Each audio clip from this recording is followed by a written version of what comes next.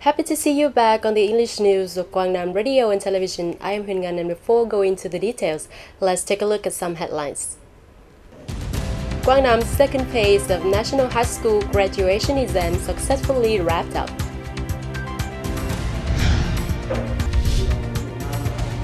Summary conference on program of mobilizing foreign aid in the period of 2016-2020.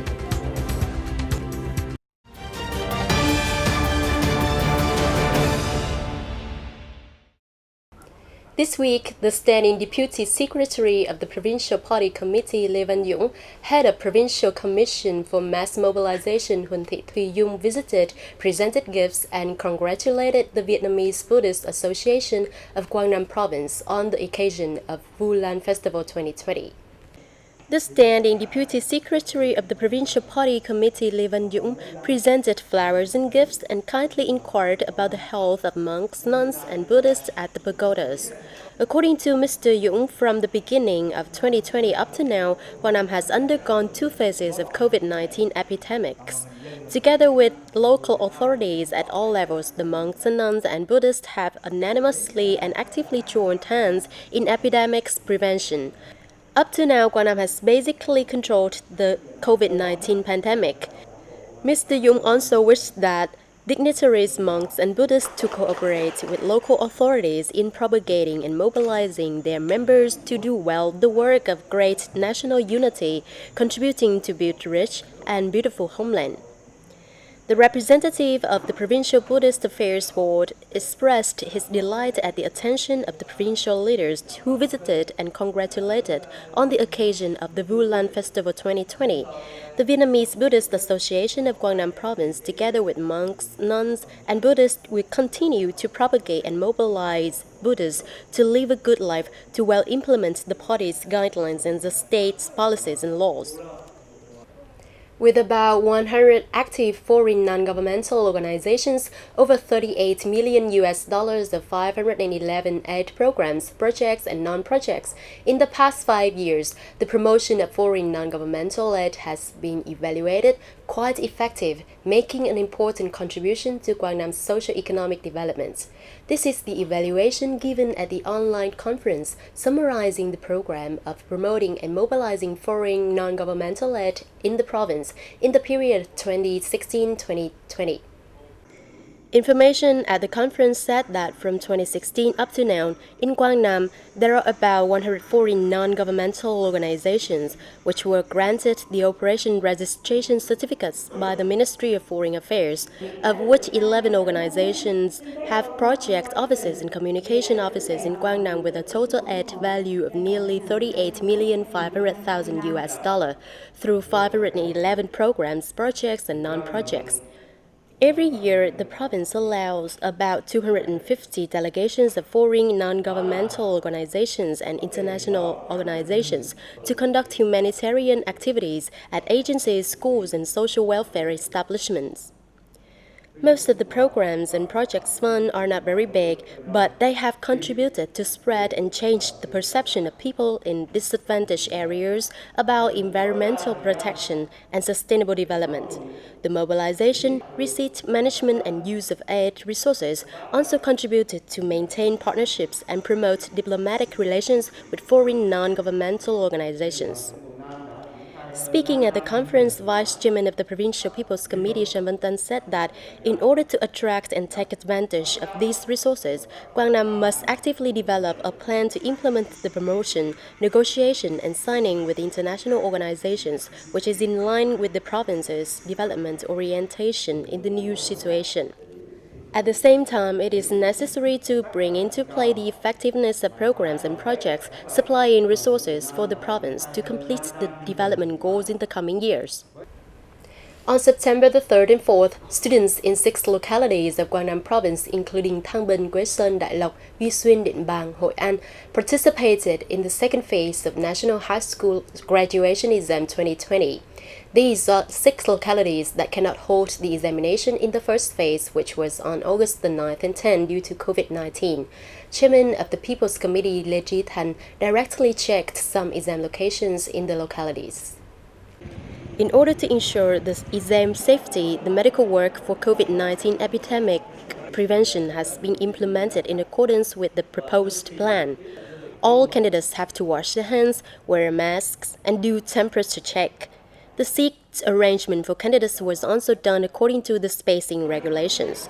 In addition, security and order in and out of the examination area were protected by coordinated forces, ensuring safety for the exam council and candidates.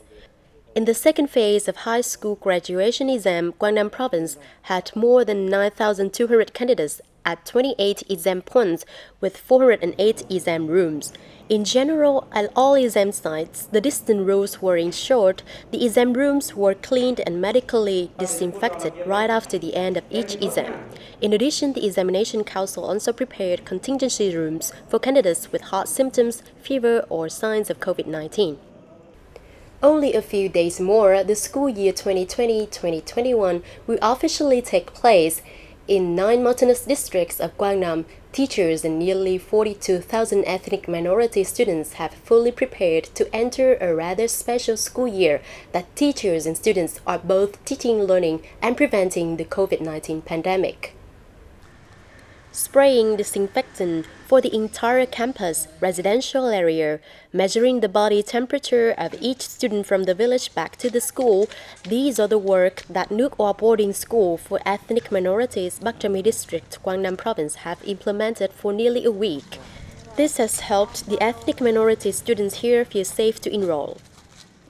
I am very happy to be taken care of by the school before entering the new school year. The school has measured the body temperature for me and others. I feel very secure when entering the new school year.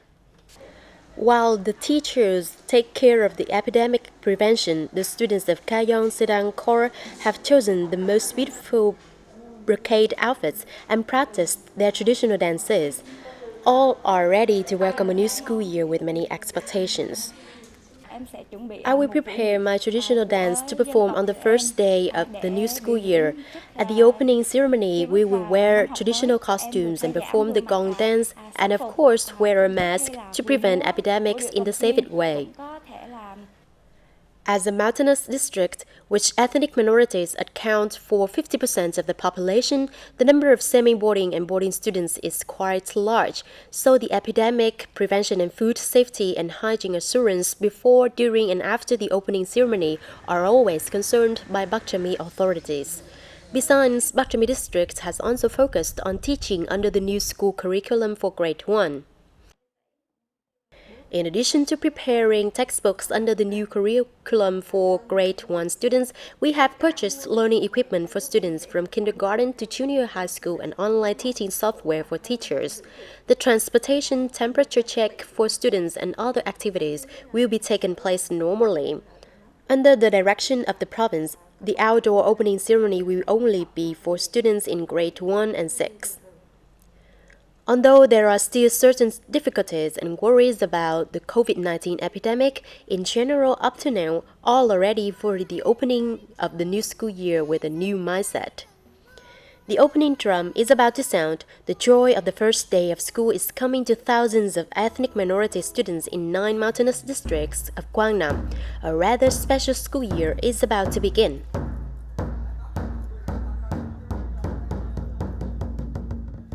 The COVID-19 pandemic has been basically controlled. Therefore, from September 3rd, 2020, the Mission Cultural Heritage Management Board reopened the relic site to serve visitors' demand.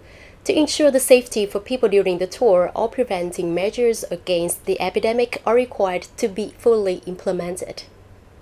During the social gap, in the spirit of the Directive 16 from the Prime Minister on COVID-19 epidemic prevention and control, officials and employees of the Mission Cultural Heritage Management Board have all cleaned up and sanitized the relic area.